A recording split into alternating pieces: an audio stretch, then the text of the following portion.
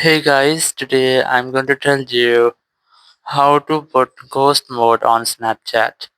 If you're using Snapchat and you want to put ghost mode or enable ghost mode, so let's see how can you do that. You have to simply open up your Snapchat app, and here just tap on your profile in the top left corner, and here you have to select the settings option in the top right corner. Then scroll down until you get my location or something like this, and here's the see my location option. You must have to select that option here, and here you will easily get the ghost mode. If you want to enable it, simply tap on this toggle, and here you have to select the time for which you want to enable your ghost mode.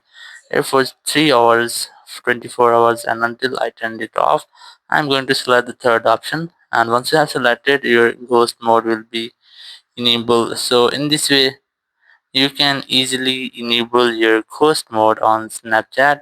Thank you very much for watching the video. Until next video, bye bye.